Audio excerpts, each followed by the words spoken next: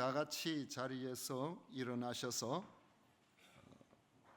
찬송으로 보답할 수 없는 큰 사랑 함께 찬양하면서 부활절 우리 하나님 앞에 예배로 나아가도록 하겠습니다.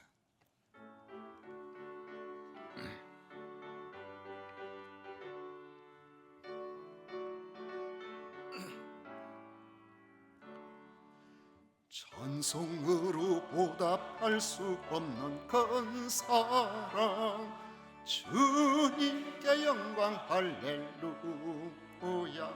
형제 자매 모두 함께 모여 찬송해 주님께 영광 할렐루야. 하나님의 자녀여 그게 찬송 부르며 밝고 거룩한 길로 기쁨으로 나아가 주의 보좌 앞으로 속히 들어가겠네. 주님께 영광 할렐루야.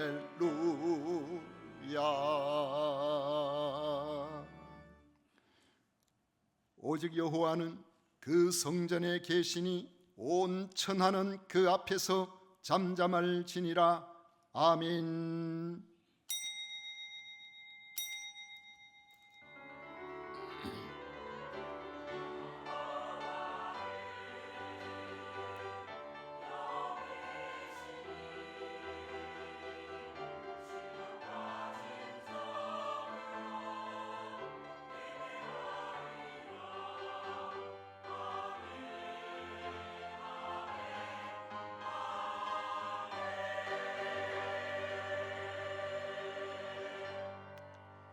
죽었다가 사흘 만에 영원한 생명으로 예수 그리스도의 부활을 허락하신 성삼위 하나님을 찬양하고 경배합니다.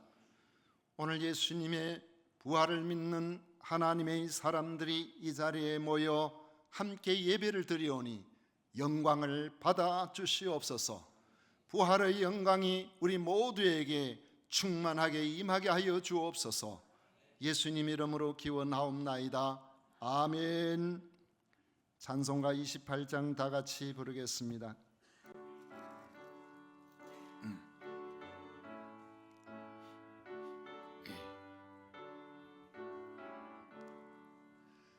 복의 근원 강림하사 찬송하게 하소서. 한량 없이 자비하신 청량할 길 없도다. 천사들의 찬송가를 내게 가르치소서. 구속하신 그 사랑을 항상 찬송합니다. 주의 크신 도움 받아 이때까지 왔으니 이와 같이 천국에도 이르기를 바라네. 하나님의 품을 떠나 죄에 빠진 우리를 예수 구원하시려고 보혈을 흘려주셨네. 주의 귀한 은혜 받고 일생 빚진 자 되네. 주의 은혜 사슬 비사 나를 주께 내소서. 우리 마음은 연약하여 범죄하기 쉬우니 하나님이 받으시고 천국인을 치소서.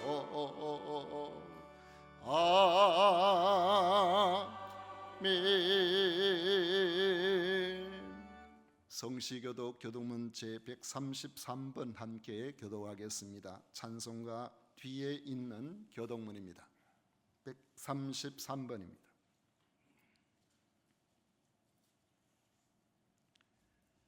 하나님께서 그를 사망의 고통에서 풀어 살리셨으니 우리 주 예수 그리스도로 말미암아 우리에게 승리를 주시는 하나님께 감사하노니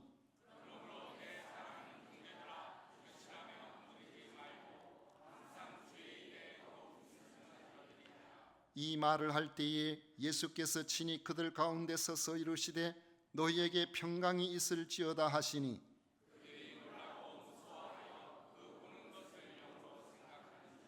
예수께서 이르시되 어찌하여 두려워하며 어찌하여 마음에 의심이 일어나느냐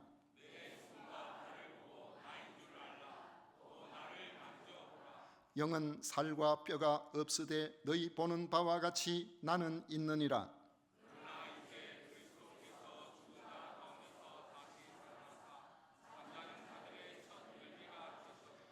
예수께서 이르시되 나는 부활이요 생명이니 나를 믿는 자는 죽어도 살겠고 무릇 살아서 나를 믿는 자는 영원히 죽지 아니하리니 이것을 내가 믿느냐.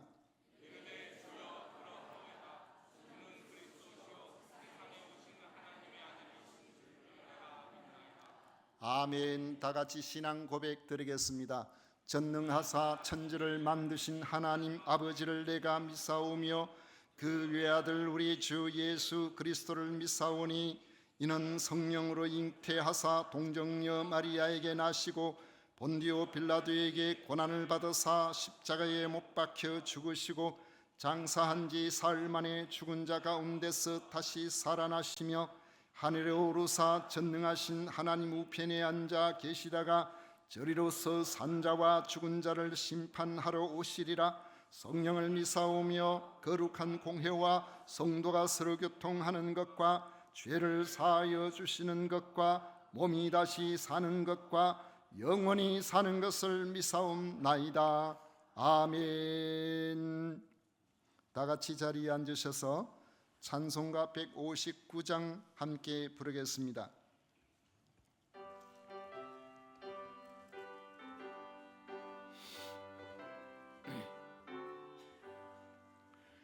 기뻐 찬송하세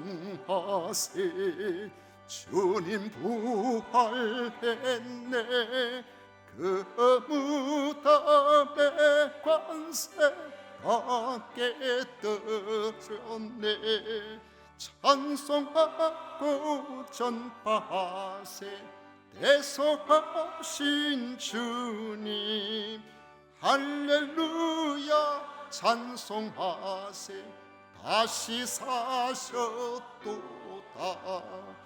기뻐 찬송하세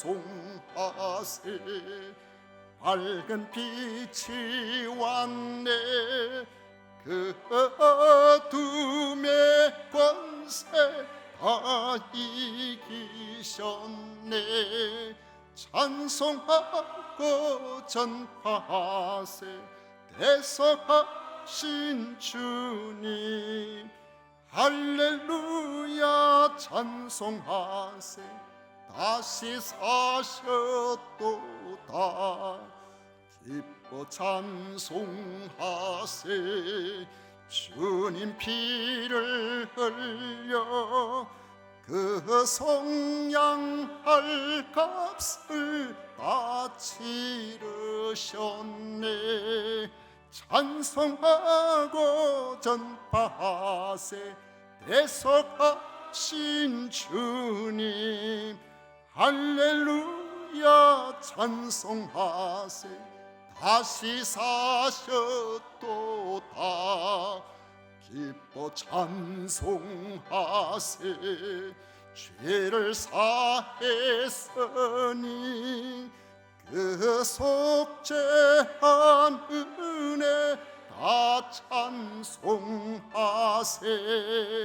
찬송하고 전파하세 대속하신 주님 할렐루야 찬송하세 다시 사셨도다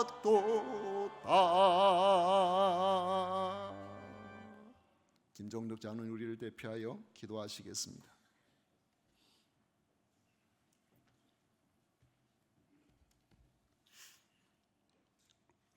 할렐루야. 참 생명이 되신 우리 하나님 아버지, 죽음을 이기고 부활하신 주님의 구주로 믿는 저희가 이 기쁜 부활절에 우리를 위해 죽으시고 부활하신 예수 그리스도가 생명의 자리에 계심을 믿고 주님 전에 나왔습니다. 이 시간 저희 모두가 즐겁고 기쁜 마음으로 주님을 찬양하게 하여 주옵소서. 무덤의 문을 여시고 사망의 근세를 이기신 주님, 주님의 소망을 주님께 두게 하심을 감사드립니다. 죽은 자 가운데 다시 살아나신 주님이 지금도 우리 안에 살아계심을 확신합니다. 우리의 믿음을 연약하게 하는 사탄의 근세 앞에 두려워 떨지 않게 하시고 제 가운데 오시는 유혹 앞에 넘어지지 않게 하여 주옵소서. 때로는 주변의 복잡한 일들로 인해 마음의 두려움과 공포가 몰려오고 약한 사람들이 던지는 공격 앞에서 무기력하기도 하고 좀처럼 풀리지 않는 문제들로 인해 분노하고 마음이 상하기도 하지만 모든 염려는 주님 앞에 맡기고 부활하신 주님이 우리 가운데 살아계심을 잊지 않게 하여 주시옵소서.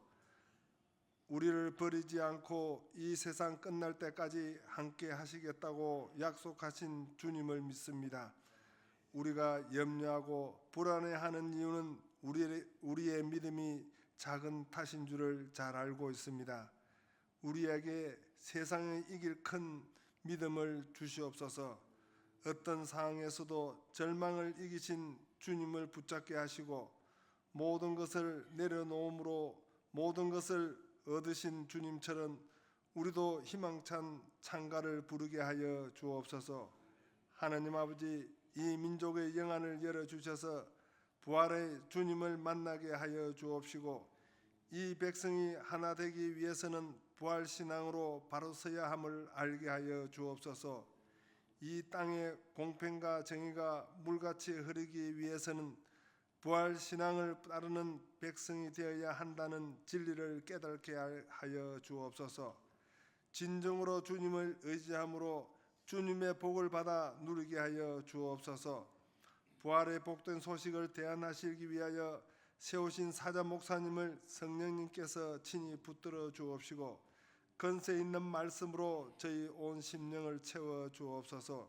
이 모든 말씀 부활의 산 소망이 되시는 예수 그리스도의 이름으로 기도드리옵나이다. 아멘.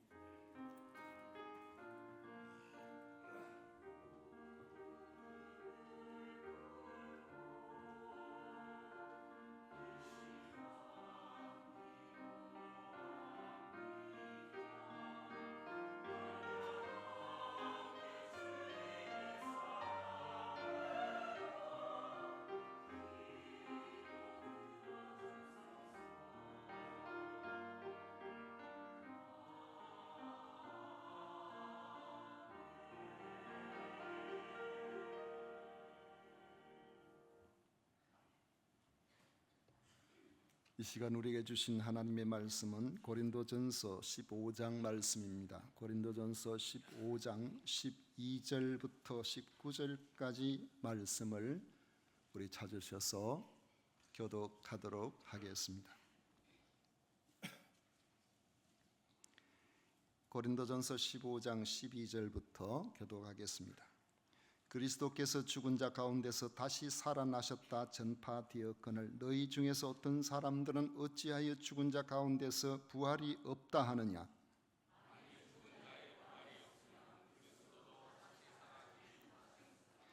그리스도께서 만일 다시 살아나지 못하셨으면 우리가 전파하는 것도 헛것이요 또 너희 믿음도 헛것이며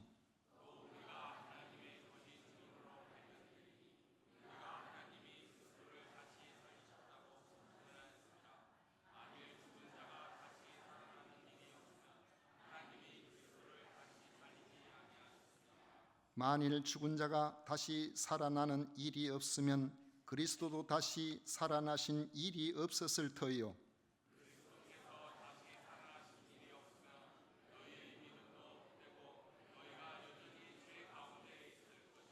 18절 19절 다 같이 읽겠습니다. 또한 그리스도 안에서 잠자는 자도 망하였으리니 만일 그리스도 안에서 우리가 바라는 것이 다만 이 세상의 삶뿐이면 모든 사람 가운데 우리가 더욱 불쌍한 자이리라. 아멘. 이 시간 성가대에서 귀하게 준비한 찬양으로 예수 그리스도의 부활을 높여 드리도록 하겠습니다.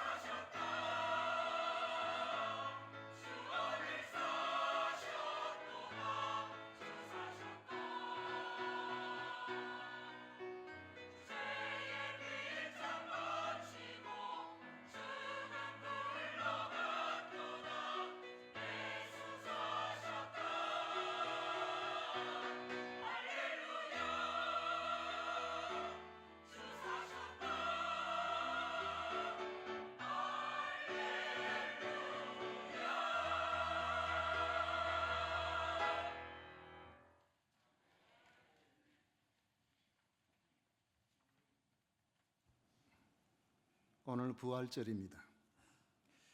예수 그리스도의 부활이 여러분들의 전 삶을 지배하시고 예수 그리스도의 삶이 여러분의 삶에 놀라운 능력으로 나타나시기를 축복합니다. 부활절을 우리가 맞이하다 보면은 늘 같은 날, 같은 달에 지키지 않고 어떨 때는 3월달 되기도 하고 어떨 때는 4월달 되기도 해서 좀 궁금해하시는 분들이 있어서 그 이유를 간단히 설명을 해드리겠습니다. 부활절은 역사적으로 주 15년에 니케아 공회에서 기준을 정하여 지금까지 오랫동안 지켜오고 있습니다. 그 기준은 태양으로 보면은 낮과 밤의 길이가 같은 춘분, 달로 보면은 만월이 되는 것. 그러니까 춘분이 지나서 첫 번째의 보름달이 뜨고 그리고 다가오는 주일을 부활절로 지키는 것입니다. 보름달이 뜬 날이 주일이라면은 한 주간 있다가 부활절이 됩니다.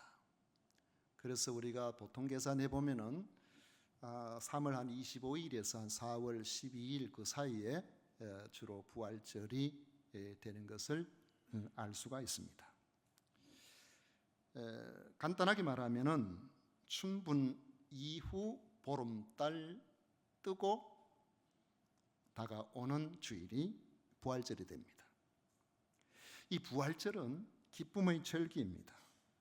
예수님께서 십자가에 달려 죽으셨다가 사흘 만에 부활하시기 때문에 단순히 주님이 부활하셨다는 것도 기쁘지만은 주님의 부활이 전하는 메시지가 소망이 넘치기 때문에 그렇습니다. 아니, 소망의 정점입니다. 주님의 부활은 바로 모든 인류에게 정해진 죽음과 심판을 깨뜨리는 사람에게 주시는 하나님의 최종 복음이기 때문에 그런 것입니다. 주님의 부활을 접한 당시의 성도들이 마치 꿈을 꾸는 것처럼 만나는 사람마다 전한 메시지가 들었습니까? 우리 예수님이 다시 살아나셨답니다. 이런 소식이 순식간에 예루살렘에 퍼졌습니다. 엠마오로 내려가던 글로바라는 사람이 자기와 대화하던 사람이 부활하신 예수님인 줄을 알지 못하고 하는 말이 그렇습니다. 누가복음 24장 22절에 보면 또한 우리 중에 어떤 여자들이 우리로 놀라게 하였으니 이는 그들이 새벽에 무덤에 갔다가 그의 시체는 보지 못하고 와서 그가 살아나셨다는 천사들의 나타남을 보았다 합니다. 그때는 모두가 정신이 없어서 어쩔 줄 몰라 했지만은 지금은 교회들마다 예수님의 부활을 믿는 성도들이 기뻐하는 찬양 소리가 전국의 크고 작은 교회들에게 울려 퍼지고 있습니다. 예수님의 부활이 왜 그토록 우리에게 기쁨이 되는 사건이겠습니까? 사람은 다 경험해 보지 않아도 그것을 사실로 받아들이는 지식이 있습니다. 우리는 까마귀라고 하면 여러분들 연상되는 색깔이 있죠. 까맣구나, 검은색구나. 죽음에 대한 지식이 그렇습니다. 지금 살아있는 사람이 모두가 다 죽는 것을 우리가 보지 않아도 세상에 태어난 사람은 반드시 한 번은 죽음에 이르게 된다는 것을 부정하는 사람은 없습니다. 늘 우리가 주변에서 죽는 사람을 보기 때문에 그래요. 우리가 어릴 때는 우리 부모님이 영원히 살아계신 줄 알았어요. 다른 사람들은 다 죽어도 내 부모님은 안 죽을 줄 알았어요. 그런데 세월이 흐르니까 결국 한 분 한 분 돌아가시고 심지어는 혈육으로 같이 나눈 형제들도 차례차례로 돌아가시고 우리는 우리 주변에서 이러한 죽음을 수도 없이 보아오고 있습니다. 그래서 사람은 태어나면 반드시 한 번은 죽게 된다는 것을 부정하는 사람은 없습니다. 그러나 부활은 다릅니다. 기절했다가 깨어났거나 죽은 줄 알았는데 죽지 않은 경우가 간혹 있지만은 완전히 죽은 사람이 다시 살아나는 경우는 없습니다. 그런데 죽어서 무덤에 안치되고 봉인된 그 무덤에서 예수님이 사흘 만에 다시 살아나셨다는 것이 쉽게 우리가 믿어지고 받아들여진다면 그게 이상한 거예요. 죽은 사람 어떻게 삽니까? 죽으면 그것이 끝이라는 것을 우리는 수없이 경험으로 보아왔고 알고 있는 바입니다. 여러분, 믿지 않는 주변의 사람들이 오늘 예수님이 부활하신 날이라고 소개해 보십시오. 예수님이 십자가에 죽으셨다가 사흘 만에 다시 살아나신 기쁜 날이라고 말한다면 그 말을 듣는 반응이 어떻겠습니까? 아, 그래? 그런데 표정을 보면은 믿을 것을 믿어야지, 그걸 말이라고 하느냐고 할 것입니다. 바울 사도가 아테네에서 예수님이 부활하셨다는 복음을 전하니까 그 말을 들은 사람들의 반응은 딱 두 가지였어요. 하나는 참 황당한 이야기를 하는구나. 하나는 너 미쳤지. 멀쩡하게 생겨가지고 말도 안 되는 말을 하고 지금 다닌다는 것입니다. 그러면 교회 공동체 안에 있는 사람들은 모두가 예수님이 다시 살아나셨다는 이 부활을 믿을까요? 바울 사도가 고린도 교회에 쓴 편지를 보면은 같이 신앙생활을 한다는 사람들 가운데서도 부활을 믿지 못하는 사람들이 있었다는 것을 보여줍니다. 오늘 12절을 보십시오. 그리스도께서 죽은 자 가운데서 다시 살아나셨다 전파되었거늘 너희 중에서 어떤 사람들은 어찌하여 죽은 자 가운데서 부활이 없다 하느냐. 교회를 다니고 예수님을 믿는다면서도 죽으면 그만이지 부활이 어디 있느냐고 하는 사람들이 그 당시에도 있었다는 것입니다. 예수님의 부활을 믿지 못하는 사람들은 그리스도의 부활을 완전히 다른 방식으로 이해하려고 시도합니다. 어떤 이들은 예수님이 육체로 부활한 것이 아니고 사람들이 환영을 본 것으로 그렇게 이해를 하고 그 시대의 철학과 부합한 이야기들을 하는 이들도 있었습니다. 그나마 좀 더 이성적인 사람은 부활은 있었는지 모르겠지만 그것은 다 지나간 것이라고 주장을 하기도 합니다. 교회 안에서조차 그리스도의 부활을 온전히 믿지 못하는 사람들이 있었다는 것은 그리스도의 다시 살아나신 이 부활이 결코 일반적인 상식이나 경험으로 받아들이기 어려운 특별한 사건이기 때문에 그렇습니다. 그런데 부활은 특별하지만은 분명히 역사적 사건임을 성경은 말씀하고 있습니다. 사람은 죽으면 그만이지 부활이 어디 있느냐고 그리스도의 부활을 설명 가능한 방식으로 이해해 버리는 사람들이 생겨나지만은 그러나 이런 사람들에게 바울은 말합니다. 13절에 보면 만일 죽은 자의 부활이 없으면 그리스도도 다시 살아나지 못하셨으리라. 우리에게 부활이 없다면 주님이 세상에 오셔서 십자가에 달리시고 사흘 만에 다시 살아나는 그런 번거로운 일을 하실 필요가 없지 않았겠느냐는 거예요. 이를 역으로 말하면 그리스도가 다시 살아나셨다면 그를 믿는 자들의 부활도 믿어야 하지 않겠느냐는 것입니다. 그렇다면 그리스도가 다시 살아나신 역사적인 사실을 부활하신 주님을 본 적이 없는 사람들이 어떻게 받아들일 수가 있을까요? 바로 부활하신 주님을 만난 적이 있다고 하는 사람들의 말을 들어보는 것입니다. 그 사람을 우리는 증인이라고 그래요. 그러면 증인의 말은 다 믿을 수 있을까요? 그가 거짓으로 말하는지 우리가 어찌합니까? 그래서 법정에서 증인의 말에 구속력이 있으려면 벌써 지금부터 4,000년 전부터도 한 사람 말만 들어서는 안 된다 그랬어요. 두 사람 이상이 똑같은 말을 하는지 각각 다른 환경에서 같은 것을 부한 것을 이야기하고 있는지 그걸 살펴볼 필요가 있다고. 그래서 신명기 19장 15절에 보면은 증인이 되려면 적어도 두세 사람 이상은 말 들어봐야 된다. 한 사람 말만 듣고는 절대로 판단하지 말라고 말했습니다. 그렇다면 그리스도의 부활하신 예수님을 직접 목격한 증인은 몇 사람쯤 될까요? 가장 먼저 돌무덤을 찾아갔던 막달라 마리아가 있습니다. 이 막달라 마리아를 영화나 이런 데 보니까 마치 장녀처럼 이렇게 표현하는 사람이 성경 어디에도 그런 말 없어요. 단지 7 귀신 들려가지고 자기 인생이 파멸에 이르렀던 사람, 그 귀신이 쫓겨나고 그 은혜를 힘입어서 평생을 주님을 따라다닌 사람이거든요. 이 막달라 마리아 주님 십자가에 달려 돌아가신 건 너무나 힘이 들었어. 향품을 준비해서 안식일이 지나고 첫날 이른 새벽에 예수님의 돌무덤을 찾았다가 그곳에서 부활하신 예수님을 직접 만나게 된 거예요. 그는 부활하신 예수님을 만나자 당장에 뛰어갔습니다. 11 제자들에게 갔어요.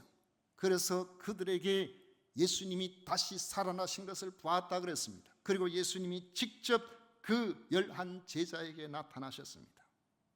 엠마오로 내려가던 글로바와 또 한 제자에게 예수님께서 나타나셔서 그들과 말씀을 나누시면서 그리스도의 부활에 대해서 이야기를 하셨습니다. 갈릴리 호숫가에서 7 제자와 아침에 식사를 직접 하시면서 부활의 주님이 그들과 함께 하신 것을 보여줬습니다.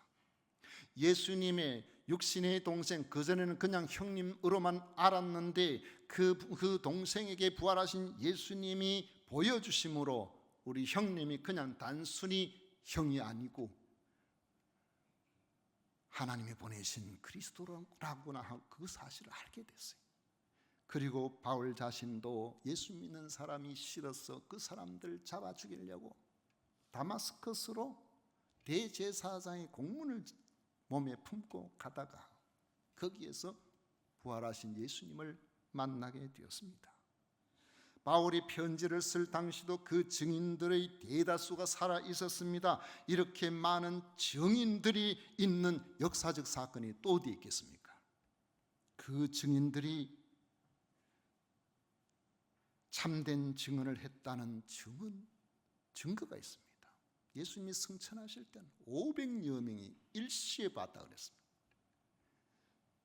그 증거가 뭐냐면 바로 예수님의 부활하신 모습을 보았을 때와 보기 이전과의 그들의 삶이 달라졌다는 겁니다. 그들은 죽음을 두려워하지 않는 담대한 사람이 되었습니다. 예수님이 십자가에 달리실 때 겁이 나서 다 도망가서 골방에 들어가서 문을 꽁꽁 잠그고 숨어있던 사람들이, 그래서 예수님을 그토록 따라다니는 사람들이 예수님이 십자가에 달리실 때에 가까이 가지도 못해요.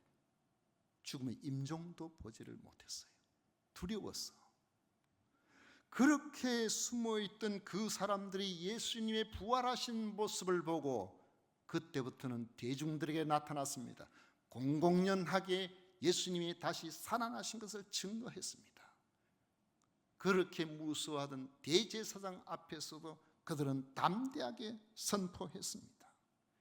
여종에게도 벌벌 떨던 베드로가 사람들에게 예수님의 부활하심을 전하자 많은 사람들이 예수님을 믿는 역사가 일어났습니다. 대제사장 무리들이 이래서는 안 되겠다고 생각 베드로를 잡아다가 위협하면서 다시는 사람들 앞에 예수에 대해서 말하면은 가만두지 않겠다 협박을 하니까 베드로가 대답하는 말이, 하나님 앞에서 너희의 말을 듣는 것이 하나님의 말씀을 듣는 것보다 옳은가 판단하라. 우리는 보고 들은 것을 말하지 아니할 수 없다라고 했습니다. 이게 증인이에요. 그들을 잡아다가 죄를 물으려고 다시 가르치지 말라고 했는데 왜 가르치냐고 하니까 베드로와 사도들이 사람보다 하나님께 순종하는 것이 마땅하니라. 그래서 그들을 잡아다가 채찍질을 했습니다. 그러니까 채찍질을 당하는 그들이 오히려 우리가 예수님 전하다가 이 채찍에 맞는구나, 오히려 그것을 기뻐했다고 했습니다. 부활을 목격한 사람들은 다 그랬습니다. 일시적으로 그런 것이 아니고 평생을 그렇게 살다가 순교했어요. 그 이유는 단 하나입니다. 육체의 죽음을 정복하신 예수님의 부활하신 모습을 직접 눈으로 보았기 때문입니다. 그들에게는 주위의 어떤 협박도 안 통하는 사람, 까닭은 부활하신 예수님을 직접 만나 버렸기 때문에 그런 것입니다. 그런데 이 부활은 갑자기 일어난 일이 아닙니다. 하나님의 약속에 의해서 일어난 사건입니다.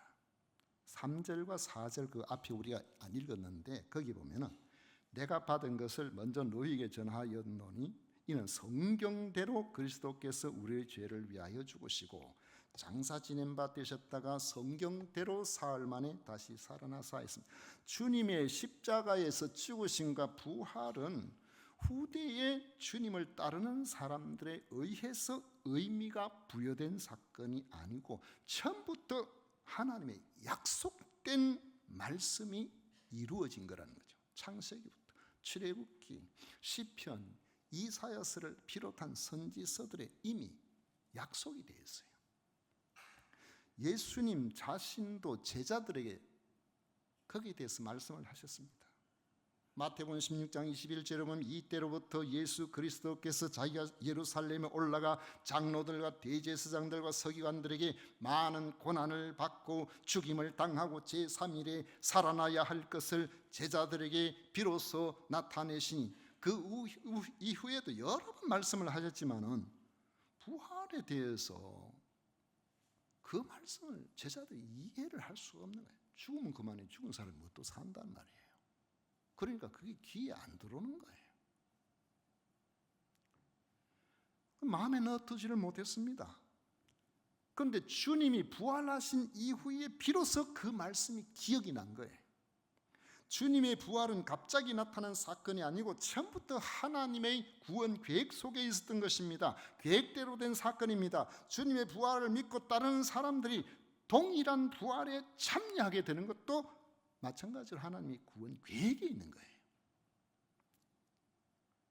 그래서 부활은 우리의 믿음의 근거요 소망이 되는 것입니다. 만약 부활하신 주님을 본 적이 없는 사도들이 주님께서 부활하셨다고 떠들고 다녔다고 한번 생각해 보십시오. 그들이 사사로운 이익을 위해서 그런 사람이 있었다고 하더라도 그 일을 얼마나 하겠습니까? 실제로 자기들에게 이익이 다가오지 않으면 얼마든지 마음이 바뀌어질 수 있잖아요. 그런데 평생을 오해를 당하고 멸시와 천대를 당하고 굶주리고 헐벗고 구타를 당하고 감옥에 갇히고 결국은 짐승의 물에 뜯겨 죽고 불에 태워 죽고 목이 잘리면서까지도 예수님의 부활하셨다고, 예수님은 우리를 위하여 죽으셨다가 다시 살아나셨다고 주장했는데 그럴 이유가 어디 있나요? 정신 없는 사람이 아니고서는 결코 불가능한 일. 더더욱 수많은 사람들이 동일한 말을 하면서 기꺼이 고난을 감수한 이유를 우리는 다른 것으로는 설명할 수가 없는 것입니다. 그들은 죽음을 이기고 부활하신 예수님을 보았기 때문입니다. 만일 확실하지 않은 자기들의 장래를 위해서 이 땅에서 온갖 고난을 당하다가 비참하게 일생을 마친다면 그것이 자기의 무슨 유익이 있겠습니까? 그래서 사도는 이렇게 말합니다. 17절 이하에 그리스도께서 다시 살아나신 일이 없으면 너희의 믿음도 헛되고 너희가 여전히 죄 가운데 있을 것이요 또한 그리스도 안에서 잠자는 자도 망하였으리니 만일 그리스도 안에서 우리가 바라는 것이 다만 이 세상 삶뿐이면 모든 사람 가운데 우리가 더 불쌍한 자이리라. 예수님의 부활을 믿는 우리들은 소망을 가진 사람들입니다. 예수님의 부활을 목격한 사도들의 변화된 삶을 보면 알 수 있습니다. 예수님의 영이신 성령님께서 우리에게도 사도들과 동일한 믿음을 허락해 주셨습니다. 그래서 우리도 사도들과 동일한 부활의 소망을 가지고 살아가는 것입니다. 여러분, 우리가 이렇게 생각해 보십시오.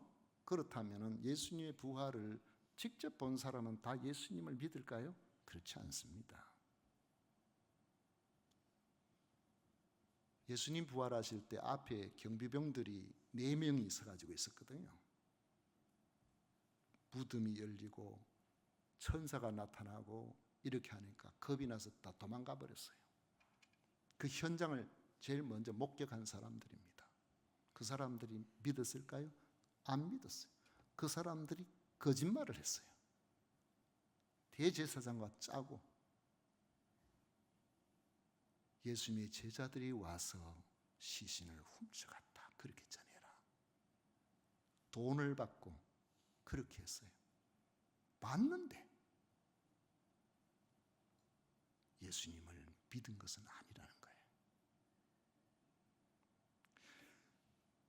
유명한 이들은 영웅홀 고글들이나 이런 사람들은 죽으면은 무덤을 남기죠. 진나라 시 황제는 어마어마한 무덤을 남겼는데 그걸 아직까지 다 발굴을 못했다 그래요. 지금 발굴을 멈춰 있다 그래요. 지금 발굴된 것만 해도 어마어마한데, 근데 우리가 생각해 보십시오. 지난 주중에 제가 아는 어떤 분들은 중국 여행 갔다가 공자의 무덤을 가보고 왔다고 사진에까지 올려놓고 그렇게 했는데, 공자의 무덤은 중국 산동성에 있는데 공림이라고 굉장히 큰 숲 뒤쪽에 공자의 무덤인데 많은 사람들이 찾아옵니다. 석가모니는 화장을 냈습니다. 사리가 나왔어요. 그리고 그 사리를 곳곳에다가 안치를 하고 분배를 하고 해서 사리탑을 만들고, 불탑의 기본이 바로 거기에 석가의 사리가 있다. 근데 이게 너무너무 많이 퍼져 있어서 어떤 불교학자가 그 이야기를 하더라고요. 석가의 사리를 한 곳에 다 모으면은 몇 마른 넘을 거라고. 우리나라에도 보면은 정멸보궁이라는 그런 절이 있습니다. 제가 알기로는 한 5군데 돼요. 거기에 다 석가의 사리를 안치하고 있다고 그렇게 이야기합니다. 알 수는 없죠. 전 세계적으로 다 그렇게 퍼져 있어요. 어쨌든 그건 뭘 의미합니까? 죽음을 이야기하는 거죠. 살았으나 죽었다는 것입니다. 그런데 우리는 예수님의 무덤을 알 수가 없어요. 예수님의 무덤에 관심을 안 둬요. 왜? 제자들이 예수님의 빈 무덤에 관심을 두지 않으니까 주님께서 부활하셨는데 그 무덤이 무슨 소용이 있겠어요? 그리스도의 부활은 바로 우리 믿음의 근거가 되는 것입니다. 그리스도의 부활은 성경에서 우리 부활의 담보가 됩니다. 부활의 첫 열매가 되시고 우리의 부활을 위해서 십자가에 달리시고 다시 살아나셨다고 명확하게 말씀하셨기 때문입니다. 모든 사람이 부활을 못 믿겠다고 해도 부활을 목격한 사람은 주님을 안 믿을 수가 없었던 것처럼, 이전처럼 살 수가 없었던 것처럼, 하나님의 성령께서 그 증인들을 통하여 우리에게 믿음을 주실 때에 그 믿음이 우리 속에 들어오면은 한 번도 예수님을 알지도 못하고 믿지도 못하고 신앙의 집안에서 태어나지도 않았던 저 같은 사람도 이 믿음 때문에 목사가 되는 것입니다. 성도 여러분, 예수 그리스도의 부활은 역사적인 사건입니다. 변화된 사실, 제자들이 이전과 이후에 완전히 달라진 그들의 모습이 증명해 줍니다. 예수 그리스도의 부활은 하나님의 약속이 성취된 사건입니다. 그 약속에 따라서 예수님 자신이 친히 부활의 첫 열매가 되어주신 겁니다. 예수님을 그리스도로 믿는 우리들도 약속대로 장차 그리스도의 부활에 동참하게 될 것입니다. 죽으면 그만이라고 하는 이 세상에서 우리도 사도 바울처럼 선포해 보십시다. 그 뒤에 51절 52절 한번 보시죠.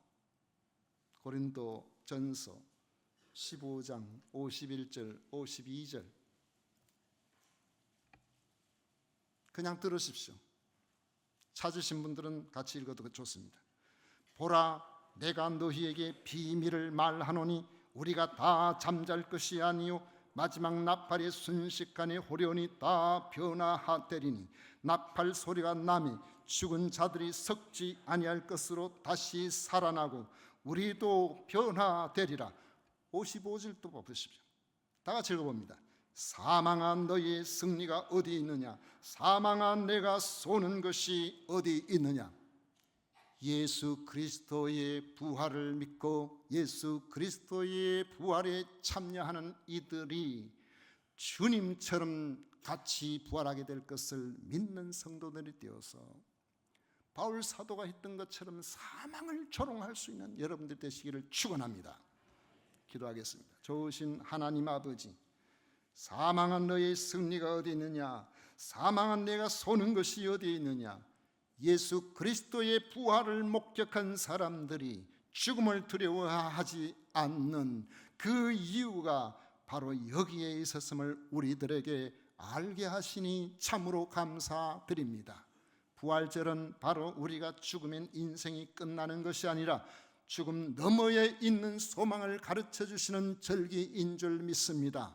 이 자리에 함께하는 우리 모두에게 주의 성령께서 친히 함께하셔서 수많은 증인들이 보았던 예수 그리스도의 그 부활을 믿게 하시고 이 믿음 안에서 이 땅에서 가장 큰 절망인 죽음을 넘어서는 부활의 소망을 가지는 우리 모든 성도들이 되게 하여 주옵소서. 예수님 이름으로 간절히 기도하옵나이다. 아멘.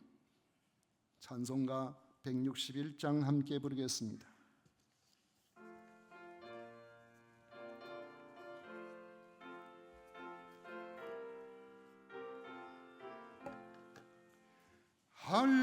할렐루야 우리 예수 부활 승천하셨네. 세상 사람 찬양한 천사와 다 파도다. 구주 예수 부활하사 사망 권세 이겼네. 구주 예수 부활하사 사망 권세 이겼네. 할렐루야 우리 예수 왕의 왕이 되시고 우리들의 중보 되신 성령 증거하시네. 구주 예수 부활하사 처음 열매 되셨네. 구주 예수 부활하사 처음 열매 되셨네. 할렐루야 우리 예수 흠과 티가 없도다. 무덤 속에 있는 죄 주가 일으키시네. 구주 예수 부활하사 영광 주러 오시네. 구주 예수 부활하사 영광 주러 오시네. 아멘.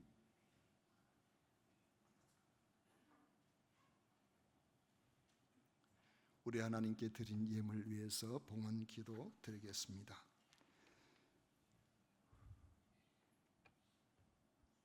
죽음 앞에서 희망을 이야기할 사람이 세상에 아무도 없는데 예수 그리스도의 부활을 통하여 죽음 너머의 소망을 알게 하신 하나님을 찬양합니다.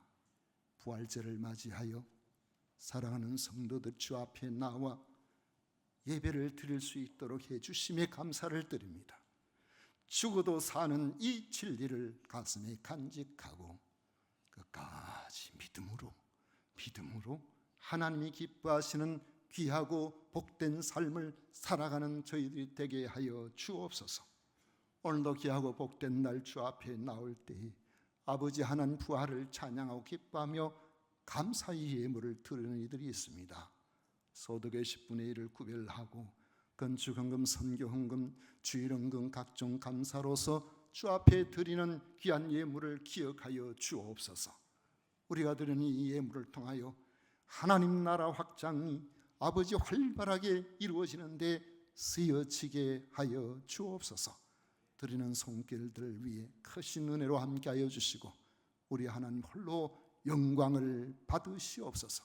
오늘도 이 자리에 나온 우리 모든 믿음의 식구들 위해, 그리고 아직까지 부활 신앙의 확고한 터전 위에 서 있지 못한 이들이 있다고 할지라도 주의 성령께서 그 마음을 여셔서 믿음이 들어가게 하여 주옵소서. 오늘 드리는 이 모든 것 주님 기쁘게 받으심을 믿사옵고 예수님 이름으로 축복하며 기도하옵나이다. 아멘. 지금은 우리 구주 예수 그리스도의 은혜와 하나님 아버지의 놀라우신 사랑과 성령 하나님의 위로 축복 교통하심, 겸비 주님 앞에 나와 예배하는 우리 모든 성도들 위해 영원토록 함께 있을지어다. 아멘.